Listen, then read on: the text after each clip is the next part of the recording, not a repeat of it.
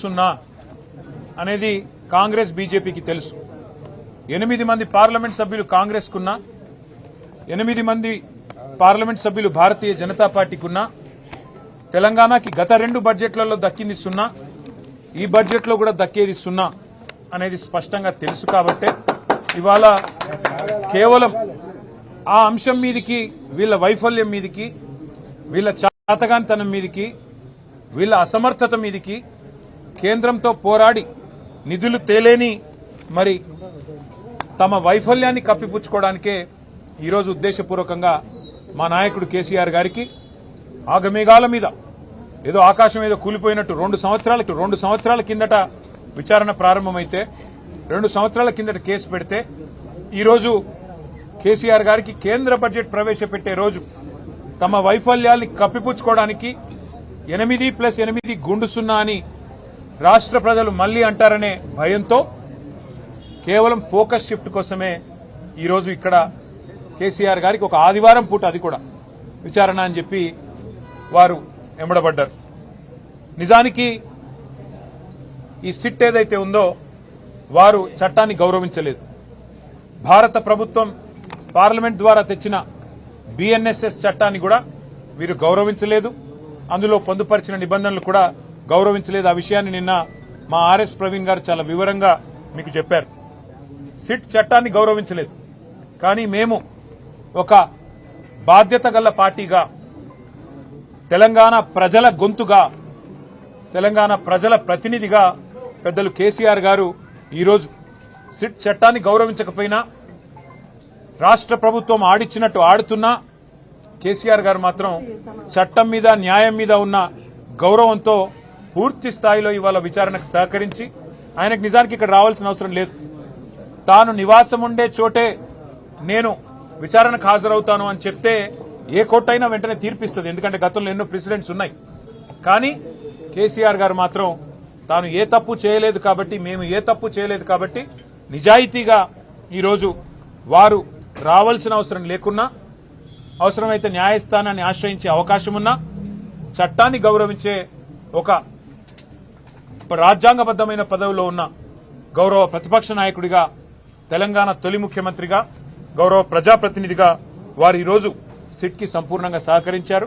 వారు అడిగిన ప్రతి ప్రశ్నకి స్పష్టంగా కుండబద్దలు కొట్టినట్టుగా సమాధానం ఇచ్చారు. ఈ రోజుతో నాకు అర్థమైన కాడికి, నాకు తెలిసిన కాడికి, మరి ఈ రాష్ట్రంలోని పోలీస్ యంత్రాంగానికి, ముఖ్యంగా ఈ రాష్ట్ర డీజీపీకి, సిట్కి నాయకత్వం వహిస్తున్న పెద్దలకి ఒక విషయం తేటతెల్లమైందని నేను అనుకుంటా ఉన్నా. అసలు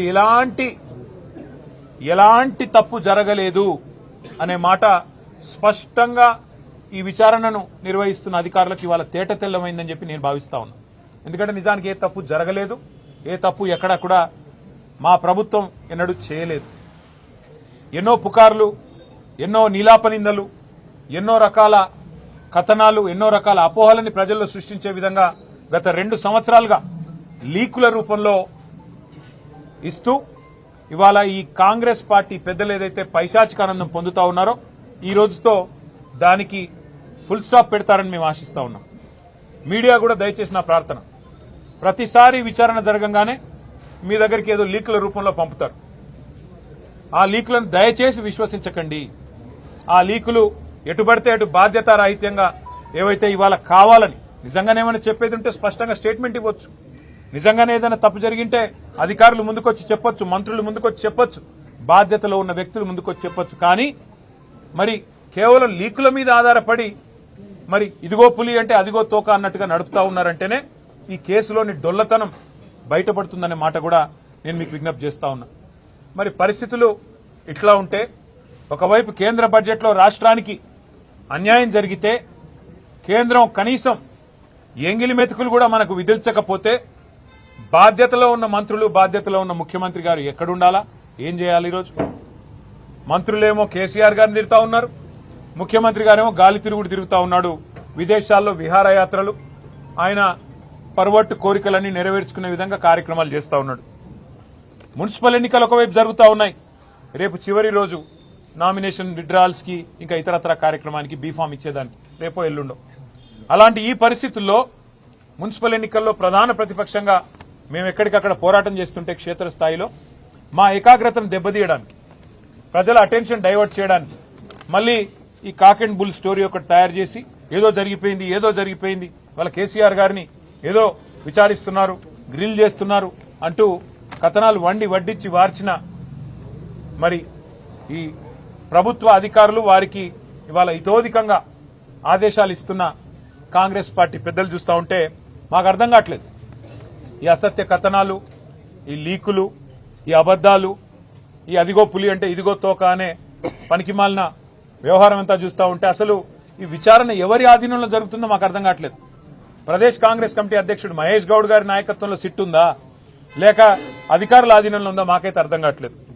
విచారణ చేసేది సిట్టా లేక పీసీసీయా లేక బీజేపీనా అది కూడా మాకు అర్థం కావట్లేదు. వాళ్ళ రాష్ట్రంలో ఎంత దయనీయమైన పరిస్థితులు ఉన్నాయంటే నిన్నటికి నిన్న హైదరాబాద్ నడిబొడ్డున కోటిలో సుల్తాన్ బజార్ పరిధిలో పొద్దున 8 గంటలకి తుపాకీతో కాల్పులు జరిపి లక్షల రూపాయలు దొంగలు ఎత్తుకొని పోయినా వారి గురించి పట్టించుకునే నాదుడు గాని, ఈ రాష్ట్రంలో ఇంత దిగజారిన శాంతి భద్రతల గురించి పర్యవేక్షించేవాడు గాని, సమీక్ష చేసేవాడు గాని ఈ రాష్ట్రంలో ఎవరు లేరు. చివరికి ఎంత దారుణం అంటే గంజాయి స్మగ్లర్లు ఈ రాష్ట్రంలో ఒక ఎక్సైజ్ కానిస్టేబుల్ ను బండి ఎక్కించి ఆ అమ్మాయిని చంపేస్తే కూడా ఈ రాష్ట్రంలో అడిగే నాతుడు లేడు, పట్టించుకునేవాడు లేడు. ప్రభుత్వం నుంచి స్పందన అనేది సున్నా. అంటే ఎంత దయనీయమైన పరిస్థితుల్లో ఈ రాష్ట్రంలో శాంతి భద్రతలు ఉన్నాయో దీన్ని బట్టే చెప్పొచ్చు. సమ్మక్క సారక్క జాతర కోట్లాది మంది ప్రజలు గొప్ప జాతరగా తెలంగాణ కుంభమేళగా జరిగే అద్భుతమైన పండుగ, తెలంగాణ ప్రజలకు అత్యంత ప్రీతిపాత్రమైన పండుగ. అలాంటి పండుగలో అధ్వాన్నమైన ఏర్పాట్లున్నాయని చెప్పి అక్కడ భక్తులు తిరగబడుతుంటే, అక్కడ భక్తులు ఇవాళ చివరికి మంత్రుల అద్దాలు ధ్వంసం చేస్తుంటే, మంత్రుల కార్ల అద్దాలు ధ్వంసం చేస్తుంటే ఎంత అధ్వానంగా ఈ రాష్ట్రంలో ట్రాఫిక్ నిర్వహణ, శాంతి భద్రతల నిర్వహణ, కనీసం ప్రజల మనోభావాల్ని గౌరవిస్తూ తెలంగాణ కుంభమేళాలో కనీస ఏర్పాట్లు కూడా చేయలేకపోతే సమీక్షించేవాడు లేడు. ఎక్కడున్నారయ్యా ముఖ్యమంత్రి గారంటే గాలి మాటలు మాట్లాడుతూ గాలి తిరుగుడు తిరుగుతా ఉన్నారు. రాష్ట్రంలో మాత్రం లేరు. ఇవాళ మాకు అర్థమైంది ఏంటంటే ఈ వ్యవహారం మొత్తం చూస్తుంటే గత వారం రోజులుగా కాలక్షేపం ఏదైతే చేస్తున్నారో, ముఖ్యమంత్రి గారు తిరిగి తెలంగాణలో వచ్చే వరకు మరి గతంలో ఓ సినిమా వచ్చింది, హిట్ 1, హిట్ 2, హిట్ 3 అని 3 భాగాలుగా. అట్లాగే సిట్ 1, సిట్ 2 అని చెప్పి టైంపాస్ కార్యక్రమం చేస్తా ఉన్నారు. ఎందుకు చేస్తున్నారో వారికే తెలవాల, మాకైతే తెలియదు. కేవలం ఏదో జరిగిపోయినట్టు ఇదిగో పులంటే అదిగో తోక అని ఒక డ్రామా తప్ప ఏమీ లేదు. ఒకటి మాత్రం చివరిగా నేను చెప్పదలుచుకున్నా, కేసీఆర్ గారి మీద బురద జల్లాలి అనుకుంటే అది సూర్యుడి మీద ఉమ్మేయడమే అవుతుంది. అది తిరిగి వచ్చి తమరి ముఖం మీదే పడుతుంది రేవంత్ రెడ్డి గారు, ఇది గుర్తుపెట్టుకోండి. ఇక చివరిగా మీ చెత్త రాజకీయం, ఈ లీకులు, పనికిమాలిన విచారణలు 2 ఏళ్లు కాలక్షేపం చేశారు. 50-60 ట్రిప్పులు కొట్టినట్టున్నారు ఢిల్లీకి. ప్రతి వారం ఢిల్లీకి పోవాలి, కాంగ్రెస్ కు మూటలు సమర్పించుకోవాలి. కాంగ్రెస్ కు మూటలు ఇవ్వకపోతే కాంగ్రెస్ పెద్దలకు మీ సీటు పోతుంది. అట్లాగే ఢిల్లీలో ఉండే బీజేపీ పెద్దలను అర్ధరాత్రి దొంగరాత్రి వెళ్లి కాలు పట్టుకోవాలి. నా కేసులు దయచేసి పెట్టకండి, దయచేసి నేను అవసరమైతే భవిష్యత్తులో మీతో కలిసి నడుస్తా అని కాళ్లు పట్టుకోవాలి. ఇది ఒకటే మీకు తెలిసింది. ఈ 2 ఏళ్లలో మరి మీరు రాష్ట్రానికి సాధించింది ఏమన్నా ఉందా దయచేసి చెప్పాలని చెప్పి నేను రాష్ట్ర ప్రభుత్వాన్ని అడుగుతా ఉన్నా. బుద్ధి తెచ్చుకొని ఇప్పుడు అన్ని ట్రై చేశారు మీరు. కాళేశ్వరం అన్నారు, స్కామ్ అన్నారు. 93,000 కోట్లు ఖర్చు అయిన దానిలో 1,00,000 కోట్ల స్కామ్ అన్నారు. అట్లాగే ఫార్ములా ఈ కుంభకోణం అన్నారు, ఏదో జరిగిందన్నారు. విద్యుత్ విషయంలో ఏదో రిటైర్డ్ జడ్జి గారు, సుప్రీంకోర్టు జడ్జి మదన్ లోకూర్ గారిని వేసి ఏదో సాధిస్తామన్నారు. మరి ఇప్పుడు ట్యాపింగ్ అంటూ 2 ఏళ్లుగా టైంపాస్ చేస్తున్నారు. ఒక్కొక్కటిగా ప్రజలకు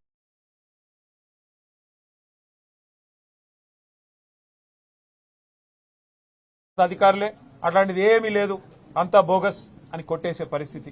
ఇది కూడా అదే పద్ధతుల్లో మరి ఫైనల్ స్టేజ్కి వచ్చింది. కాబట్టి నేను రాష్ట్ర ప్రభుత్వానికి ఒక ప్రతిపక్ష నాయకుడిగా, బాధ్యత గల ప్రతిపక్ష శాసనసభ్యుడిగా ఒక సూచన చేస్తా ఉన్నా.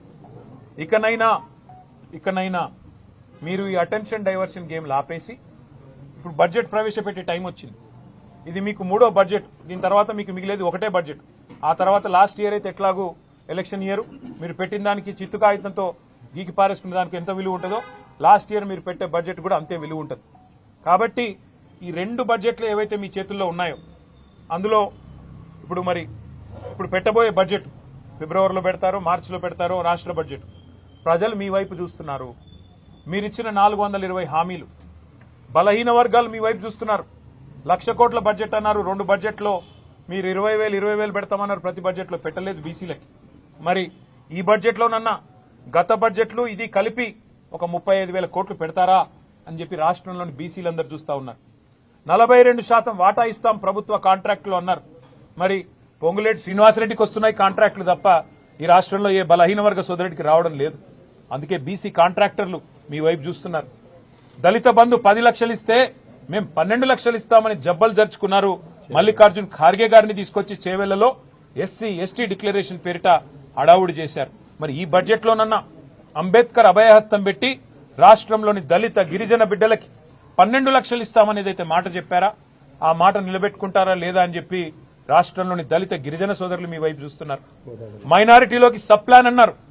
మరి మైనారిటీ సబ్ ప్లాన్ ఏమైనా పెడతారా? మరి మైనారిటీలకు కనీసం ఏదన్నా న్యాయం చేస్తారా? మైనారిటీ సోదరులు చూస్తా ఉన్నారు.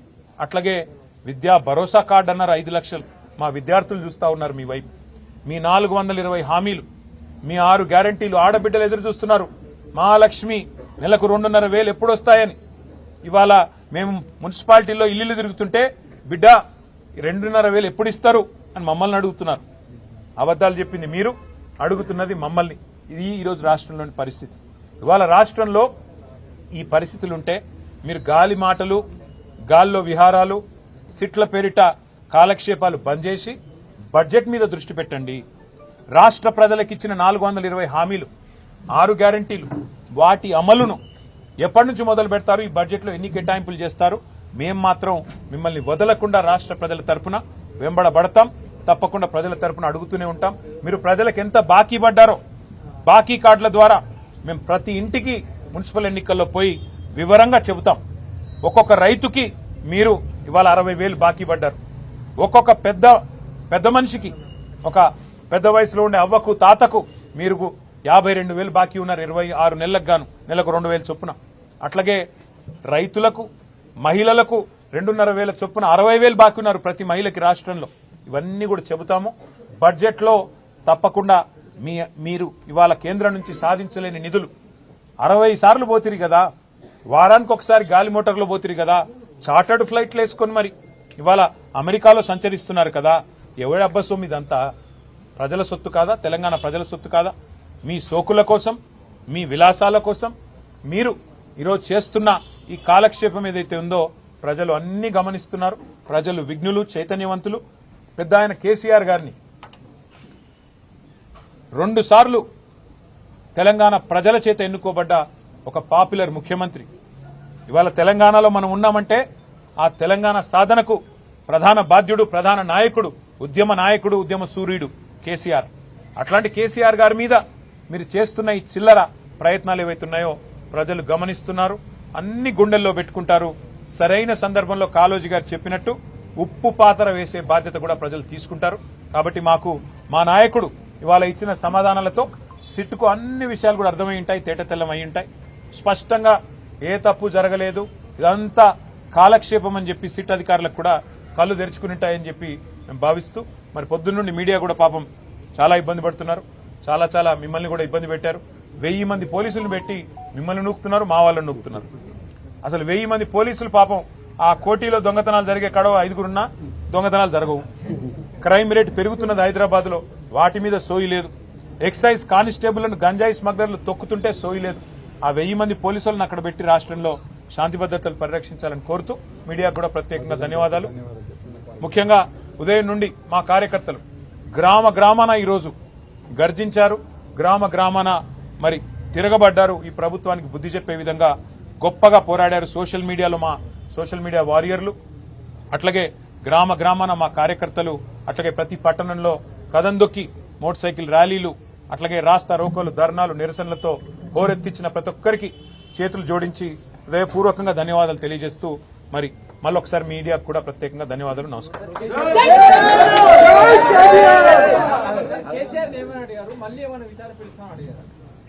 కేసీఆర్ గారిని ఏమడిగారు అంటే మీరు అయితే కేసీఆర్ గారిని అడగాలి లేదా సిట్ అధికారులను అడగాలి. నాకు తెలిసినంత వరకు కేసీఆర్ గారిని అడిగింది స్పష్టం ఒకటే, ట్యాపింగ్ జరిగిందా అని అడిగారు. అలాంటిది ఏది జరగలేదు, అంతా బోగస్